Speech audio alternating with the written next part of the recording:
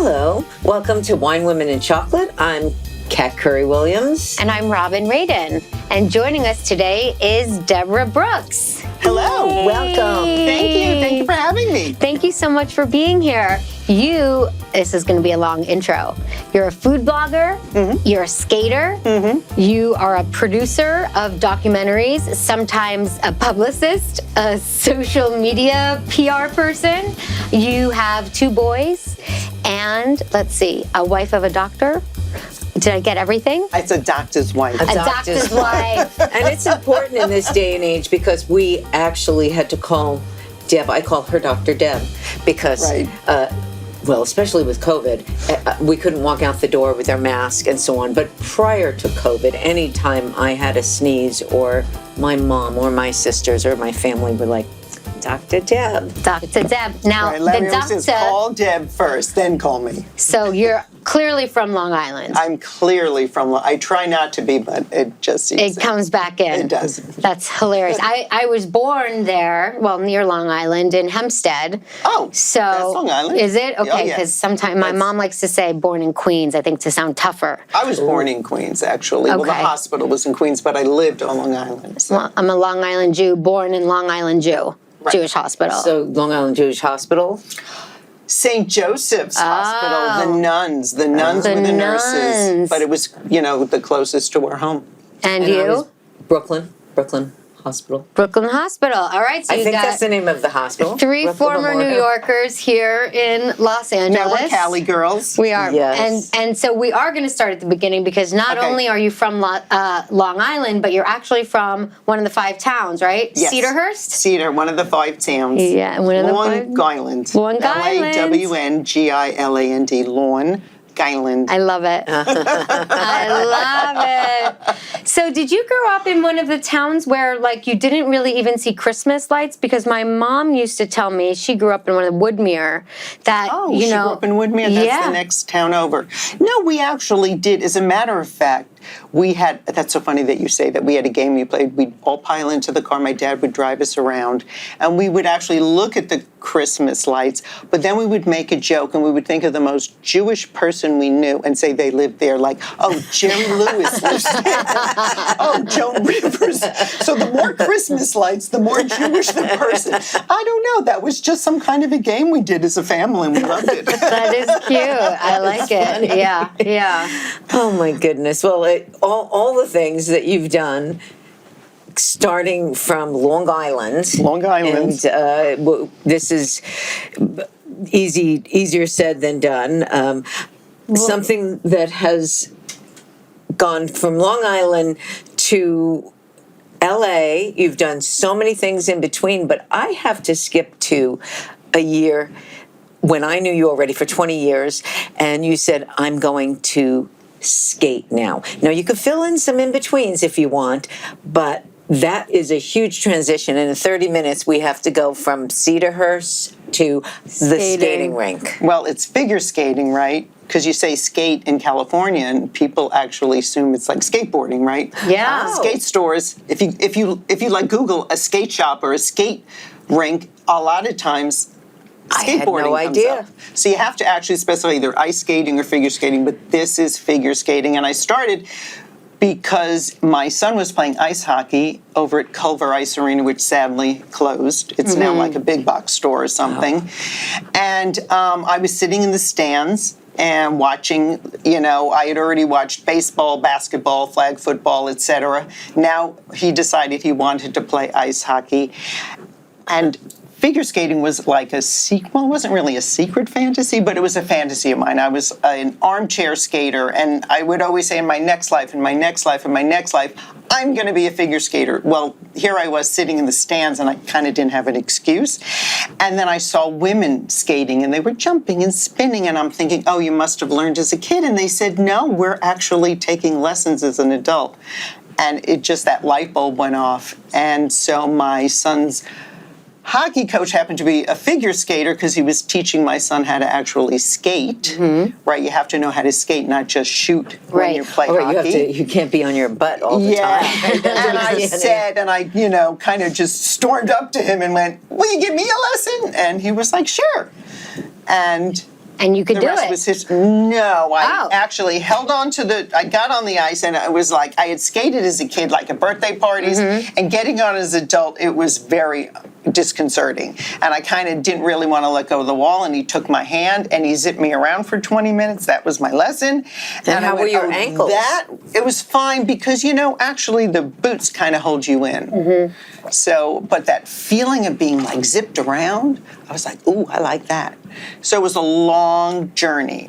I was a very slow learner. Some adults are very quick at learning. I was kind of slow at it, and but I eventually moved on and I competed. And I went, she was a competing figure skater. How long did it take you from the time you started learning And she was to be 50. competing? Were you 50? I was 51 when I started. When she Oh my started. goodness. Yeah. I So know, this is the big. This is the big reveal because she inspired so many of our friends in our group because we were like. We were like winding down. We were figuring, okay, had our Right. kids, we're doing this, and then all of a sudden, Deborah raised the bar. Right. It was, and I always say it was really about reinventing myself.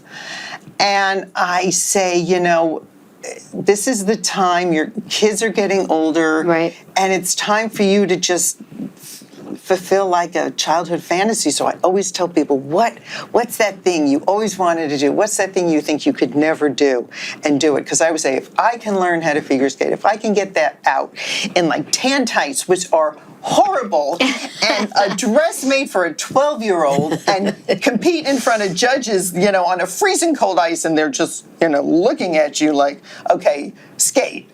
Anyone can do anything. You had some gorgeous outfits, I must say. Those. And the advantage too was that I had been an actress, so I could do this part, like Right. I was like The great, smiles, but the- the skating. I mean, it was it's slippery, It's slippery. Yeah. slippery, Yes. and it hurts to fall. But I do need to know from when you started, Yeah. when you first hit the ice Okay, till till you were competing. about 2 years, Really? I would say. That's not that long. No, but my coach kind of talked me into it. But everyone else was competing. Yeah, I'd say about 2 years. And you skate and you compete at your level and with people similar age group. So they don't stick you with, there are some adult skaters that skated as kids that are continuing to Right. skate and compete. Still. It's also a wonderful community, adult skaters. Very supportive. fabulous. It was a nice. I ended up kind of making my home the center of our parties. And so it became a very, very social thing to Yeah. do. Yeah, the other girlfriends had to compete for her time. But one thing that we did have that was new and was fun, it's when you don't know what to buy your girlfriend anymore. Well, she was a brand new figure skater, so we could find ice skating. I remember finding plates one time that had skates on it, and everyone would show up with Right. something. I'm sure Right. you're sick of all those things now, No. but it was so much fun. We're like, Deborah, everywhere you turn there was a skate. There's like, Deborah. And that evolved into which is not written down here anywhere to say, but you studied to become a fitness trainer. thank you, a fitness trainer. So I went back to UCLA. Yeah. Wow. At 53. So my coach and I he had an off-ice skating program, and it was just for kids, and he said, you should come take it, and I was like, it's little kids, what are you going to Right. teach me? And it was like a really fun workout, and I thought, women would like this. Women, you should have this you should make a video, and you should just sell your video and say, hey, off-ice skating workout for a great butt, if you don't have to skate. And he was like, that's a great idea, you want to go in business. And, that wasn't my intention at all. And so we kind of created a fitness company, and I thought, well, I should know something about fitness, so I got all into it, because that's my personality. I go 200%. So I went back to school, and I got this degree in fitness, and the company didn't really end up going anywhere. We had classes for a while, but it's a lot of work to But create now she a has video. credit on the Dr. Right. Deb, because literally I have like 5 certifications Yes. in fitness and nutrition and Unbelievable. fitness nutrition. And I love it because I've used it, I became a personal trainer and I worked with people in their homes. And I no longer do that, but I know it for myself. And my son is constantly calling me and asking me, oh, my back's bothering me, or I want to get on a food program. So, I use it with my family, or friends ask me. I'm happy to, share that information. And even with the cooking I'm doing now, not, okay, it's all cookies and sugar, but I do know how to create, We didn't say she was not. Now I'm having fun. Deborah is one of the best friends to have. She covers so many topics. I'm exhausted. I just like listening to all the things you do. It makes me tired because that's so you have sweet. so much Because I always think that energy. about other people, but I really appreciate that. Well, I was home. I was raising kids. I've always had dreams, and I did decide to stay home with my kids. My husband's a physician. His hours were just horrific, and I wanted my children to have some parental and not full-time nannies. So I think what happened is, like I said, when I started skating, once my younger son got to middle school, I said, okay, now it's my time. Right. And that really worked out for me, and now it's all about me. Good for you. Let's toast to that. Yeah, let's Cheers to all about you. Cheers. There you go. Right. Some as vegan women, wine. Yeah. I know. Thank you for providing that. It's So- delicious. Well, because you're vegan. We haven't gone to that place yet. That here I am schwitzing She's again. schwitzing. So the figure skating, but the next thing that you did was this one, which is you my turn. produced the Randy Gardner Story. That's right. Yes. So the film Go Figure, the Randy Gardner Story, it is now actually on the PBS app, and on local PBS stations. You have to kind of look for that around the country, and that was, I hate to use the word labor, but it was a labor of love. I can say that Randy Gardner and his partner Ty Babylonia were part of the reason I wanted to figure skate. Watching them in the 70s, they retired in 1980 after Randy's injury at the Olympics. They then went on to do Ice Capades, and all the shows, which unfortunately no longer exist. But I remember those shows, though. Right? That is the reason, watching Ty, watching Randy lift Ty, I was like, oh my God, that was the next life dream. Yeah. And when I was skating, somebody said, hey, you know what, Randy Gardner's having this class, adult class, you should come. And I'm like, oh my God, no, I can't skate in front of Randy Gardner. And they were like, come on, no, he's so nice. And I went, and I'm tying my skates, and someone sits down next to me, and I turn, and it's Ty Babylonia. I'm like, oh my God. All right, so I've got Randy and Ty. Oh my God, she skated next. She's so sweet, so kind. And they're still friends. And oh my God, after 50 plus years. Yeah. And that was just the beginning. And then the filmmaker Sheridan Sotillo, who made the film, we did projects together. And then when it was originally supposed to be a sizzle reel, then it was just a small private film. And then when it started getting bigger and bigger, Sheridan asked me to come on as executive producer and help them move it to the next level, which got it to PBS and do the social media and the publicity and all of that. Remember the 200% she said that she does? Yes. She's not kidding. I think that's a little bit higher than 200%. Well, I mean, but people should know, Randy talks a lot. I mean, a big part of the film is about how he came out at 50. Right. And how, hard that was, and to hold that in for 50, well, not 50 years, he didn't know when he was born, but, to hold that in for his entire life. Right. Yeah. Right. Different culture. Yes. It's so different now. So that's when I see, what's going on in Florida and Texas. And I'm like, guys, I mean, we finally got out of the closet, and now they're trying to put it back in. And I know Randy, and I know how it was hard for him, and how he suffered to be silent, and how even in the film he says, I wish, oh my God, I wish I could have been open like Adam Rippon and the other skaters now who can be open about being trans and being gay, and now they're just trying to stuff it all back in, and it's really a shame. It is. It's horrific, and it is. So it was a pleasure pleasure to be a part of that film that talked about that. Not just the skating, because this is Randy's life. I mean, it's beautiful skating in the film. Yeah. But it's his life and the truth behind, all the sparkly costumes. Right. Yeah, that's, there's nothing like an authentic life. And then having to hold it in and then being able to reveal it. Finally reveal it.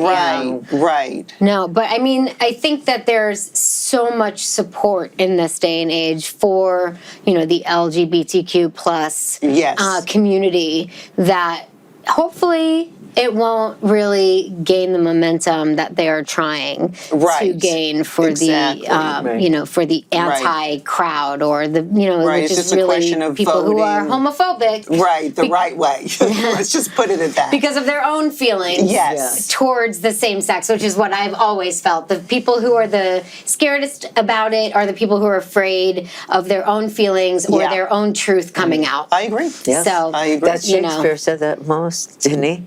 That you protest too much. Right. And, I mean, every single time it keeps on. That's the only thing that comes to my mind. That's it's usually why? You don't. No one's asking you to do it. What we're asking you to. I even hate the word tolerate it because you should more than tolerate it. Right. But you don't have to.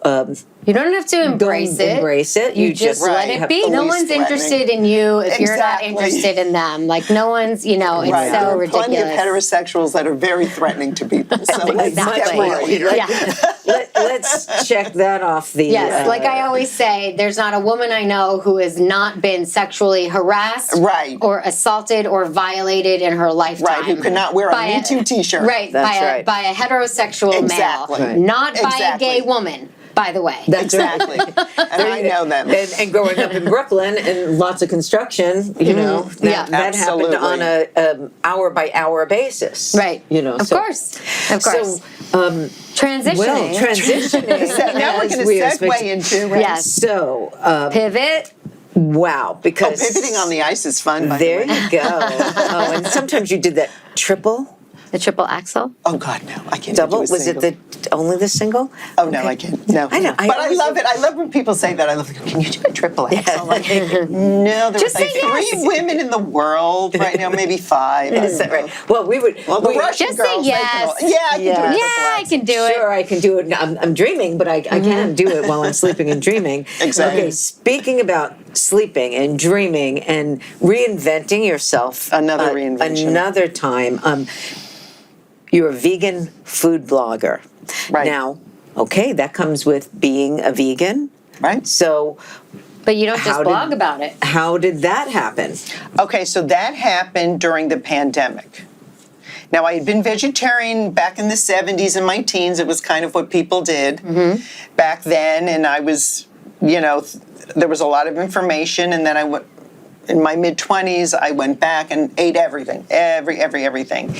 And then right before the pandemic, I stopped eating palm oil because I saw the information about what was happening on the They were desecrating rainforests the and everything, the Borneo and all that. And so it was just that, right? But once you start paying attention, and you'll find that once you start kind of looking at things in one area, other information pops up to you. I also became very involved in Twitter because of the film. I got really involved in Twitter, and then things were showing up on Twitter. And then during the pandemic, the wet markets in China were a big part of the issue with passing on disease, COVID, right? COVID and other diseases, avian flu and all that. So I was like, wow, look at them, look at them. It's so easy. And then I looked at all that, and then people said, well, lots of that happens in this country too on factory farms.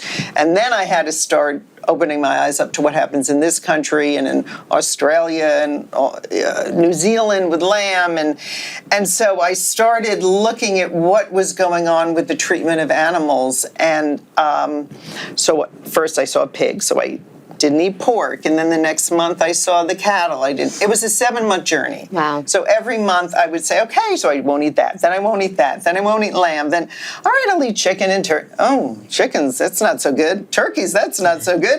All right, I'll be a pescatarian. Oh, fish, then you got seaspiracy.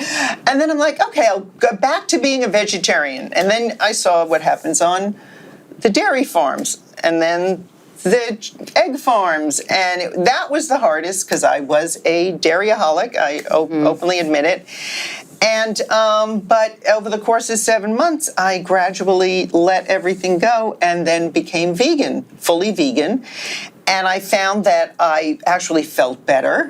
I didn't realize how, I kind of sensed I was lactose intolerant a little, but then when I gave it up, I was like a new person. Yeah. And so that was very helpful for me. So I decided, and I started cooking, and I, would see people posting their food. And I posted a picture here and I posted a picture there on my Instagram, not a blog. Well, you were a good cook to begin Yes, with. 200% and everything else that Right. she's done. Right. She Of course. was always I the was one a that good got to cook. bring the There was food. no Kraft mac and cheese going on in your kitchen. I did have a second child that did like that, but anyway. Taco Bell became Right. a big thing when I had here's a a little second bit. Here's child. actually Annie's. At least it was organic. But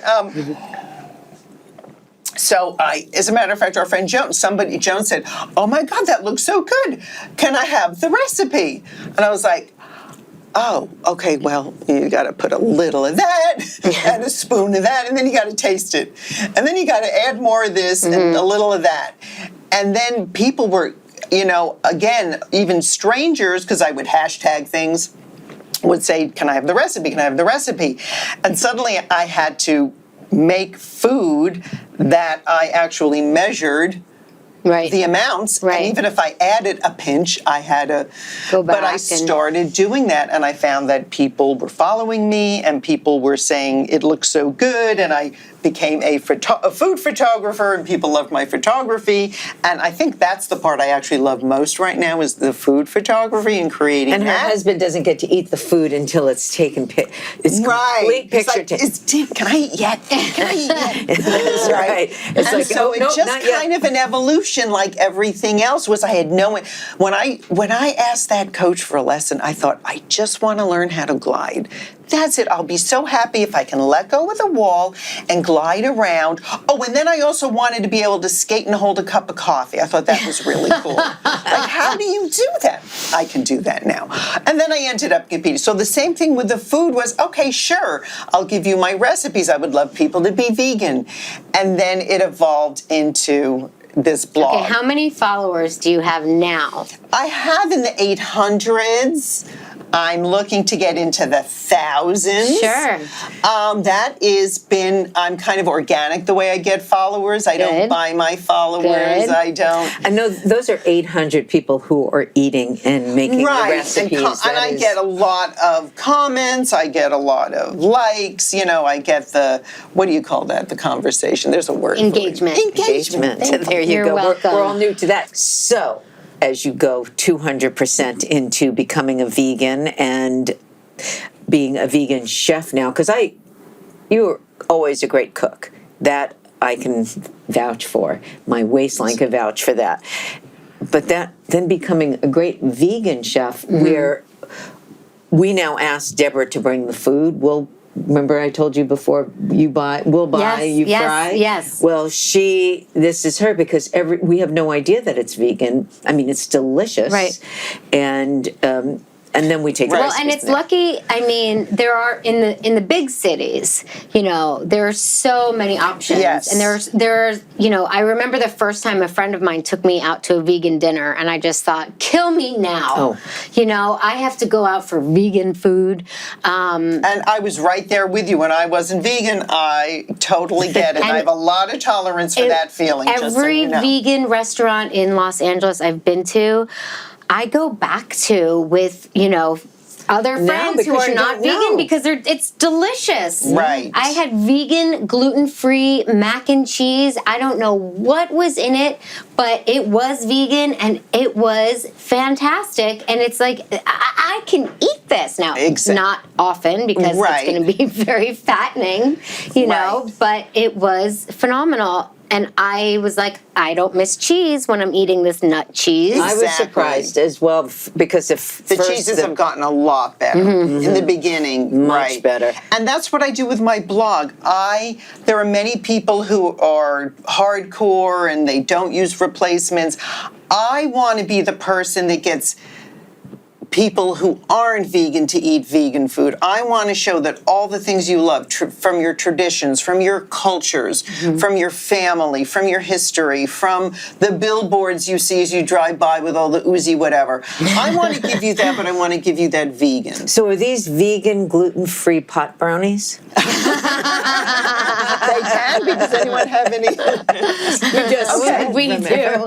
We So always when do. I found out that Radin was gluten-free, I'm like, I wanted to make sure you felt included and could Well, thank taste. you.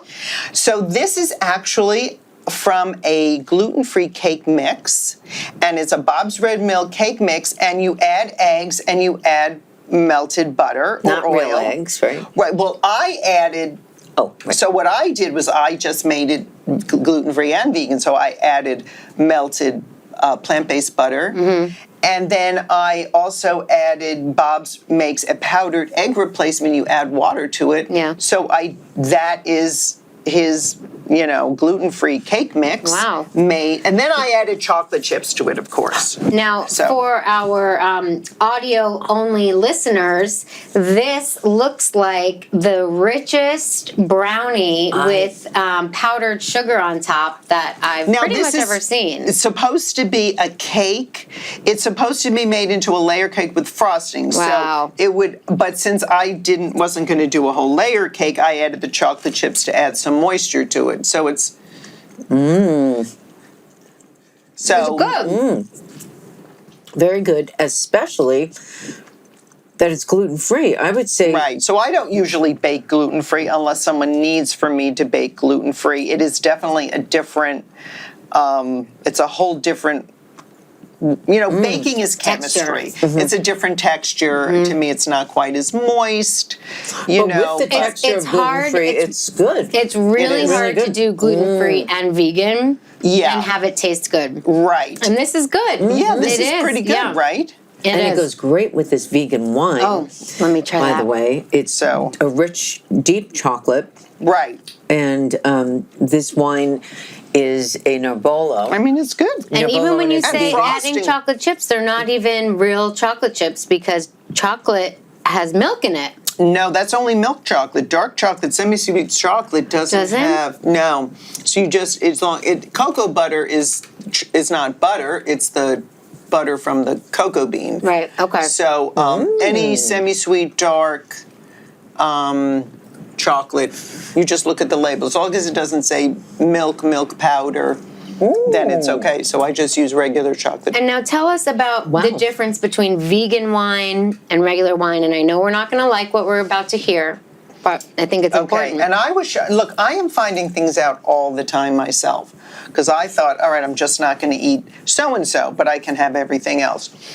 So wine has what's called a fining process. So at the end, to really make that wine super clear and get all of whatever the sediments out, you use what's called isinglass. Now, I've been told most isinglass now is with eggshells, but it can also be with fish bladders. I mean, if you're going to use an animal, use the whole thing.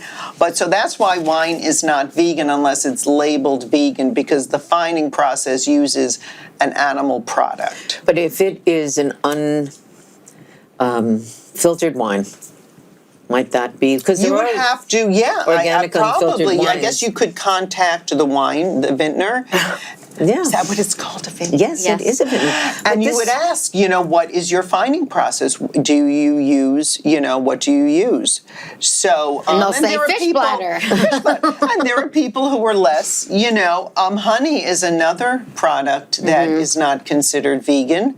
Shocking. Right, because, unfortunately, in the big bee farms, the bees are not, bees are supposed to eat their own honey for nutrition and they're given sugar water. So they no longer have their, honey. We say, oh, eat honey. It has antimicrobial properties. It has this and that. Eat it. But the bees also need that. So they can continually reproduce. and all of that. So it disrupts 200%. I'm going to call you 200% Deb now. and that, I think, actually, honey was after even the eggs, And again, I had honey in the house, so I finished it up. I wasn't going to throw it away.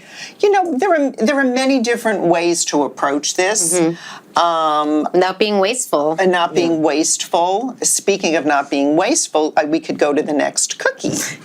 Oh. Yes. What is Should we right. segue? And so we could go to this meringue. And that's gluten-free? Gluten-free. And you want to taste. You want me to put that on your plate? I'll put one there because There. Deb can't read. So it looks like You egg can whites, read. right? It So does. just taste it. Now this, Very these light were, and fluffy. Light and This is an experiment. Again, I thought, let me try some new things. It's like marshmallow. Right? Okay, so you're thinking, okay, it's marshmallowy, right? Is marshmallow another non-vegan item? they have vegan marshmallows. They do, because they have gelatin in them, and it's either, if it's a kosher, it's from fish. If it's not kosher, it's from pig. Okay.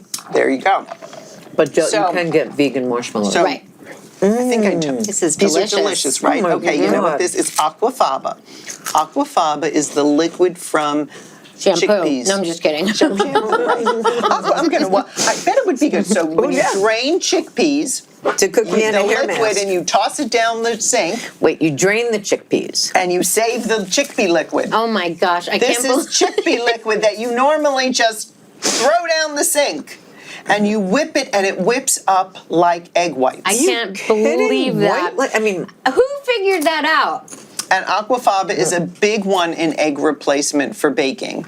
is it any cans and containers of chickpeas, bottles? Well, you want to There's use chocolate chips in it. and there's so this one I took even darker Right. chocolate, and I chopped it up so it'd be kind of like like cookies and cream.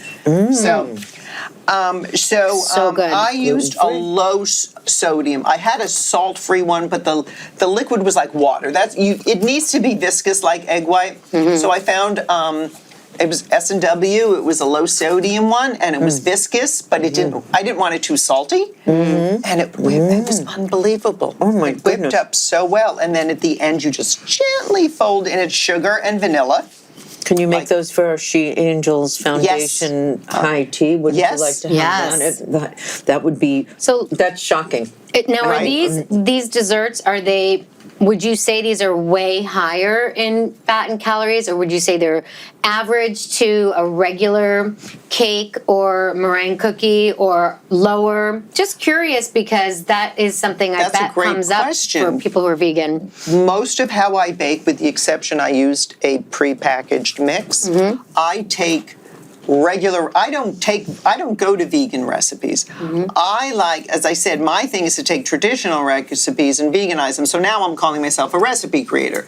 So I took a regular recipe and I replaced this amount of egg with the aquafaba. So the same with these cookies. This is a chocolate chip cookie Which you'll have to try, that Kat. Yes. I simply replaced the dairy and eggs with vegan products. So the calorie It's the same. is the same is the answer there. I would, Although, this would be the same because, egg whites would have more protein. Yeah, egg whites probably have less fat than the juice chickpeas. of the chickpea probably doesn't have much fat in it. Oh, chickpeas! Those chickpeas are So is that See if considered that's quite a healthy. good chewy one. Normally I would just serve these warm, but let's try this one. It looks good. Sorry. No, my kids would say that to me all the You would never time. know this is vegan. no. Chewy, creamy. It's now this. No, you wouldn't. The gluten-free and the vegan has an effect, but this you would never know. No. Ever. And this I used a product called Just Egg. Okay. And it's a liquid egg replacement. I make omelets with it, and it's made out of mung beans. Wow. And so I decided it would just be easier to pour this in.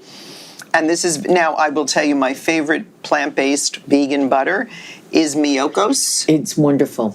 I even like it sometimes better than I love butter, but it has a creamy, light. Right, it's oat milk and really good. coconut, and I actually doesn't use. taste like coconut. They have a unsalted and a salted, just the way animal butter does. Mm-hmm. But I sometimes actually use the salted one because it has a more buttery flavor, Mm-hmm. and then I'll either add a little less salt, or everyone loves a salty cookie now, so it's just a little saltier. Well, chocolate and wine, I need to have a But little this more one, wine. I was like, oh my God, this is a keeper.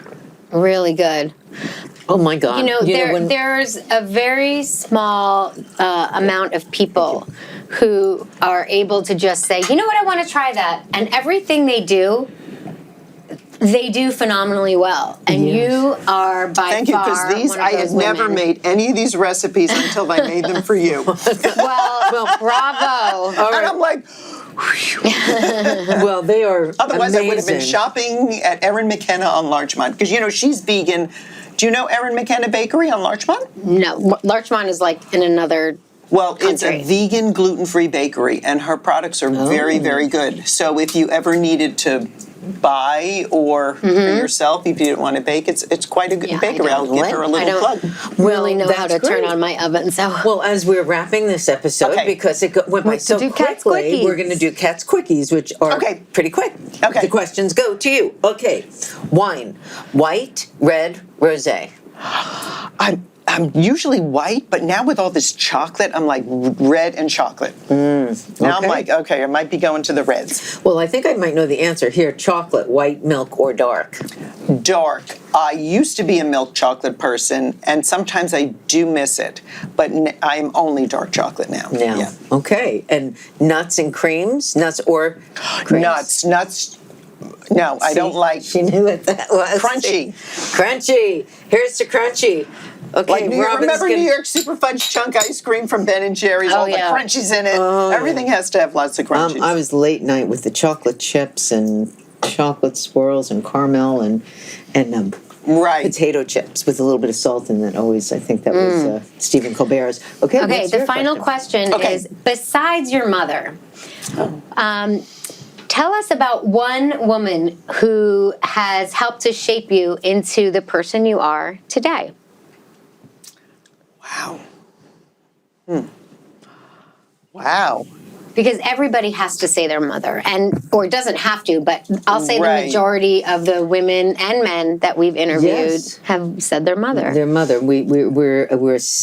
You are 200%, so we figure she's going to be the best person to ask this question to. That's a good. I feel like I've pulled from so many people. I'm kind of stumped. I'm going to have Really? to think about that. You could just Who name would one of shape- them. All right, I'll say Alice Waters. Okay. Oh, Anyway, so I saw her documentary. so she's a chef. She's a chef, and she does she's a big proponent of shopping at farmers markets. I buy just about all of my produce at farmers markets now. And the other thing was she got me to stop using like paper goods. So as a chef, I can say no, even though she's not vegan, she's very vegetable fruit friendly and local friendly, which is what I do. And everything's like with the cloth towels and cloth napkins. So she's really shaped, it's not just about eating vegan, plant-based, whatever you want to call it, obviously for the environment, but it's also the other purchases you make and paper your goods and lifestyle. plastics Yes. and all of that. It's your whole lifestyle. So I can say that what I'm trying to do now is incorporate everything that's going to help Mother Earth and all of her creatures. Mother Earth. Let's drink to Mother So Earth. how about I say Mother Earth is There you the go. number one influence on me. Okay, well, you've got that. That's, well, thank you for joining us today. Thank you, Deborah Brooks. You're welcome. Deborah Brooks. And we look forward to knowing more. We're going to have her come back. Yeah, because there's something else to do with my mother that we didn't share, but we'll have to come back. Yes, we will. And we'll see you next time. Bye. Bye. 1016 Entertainment.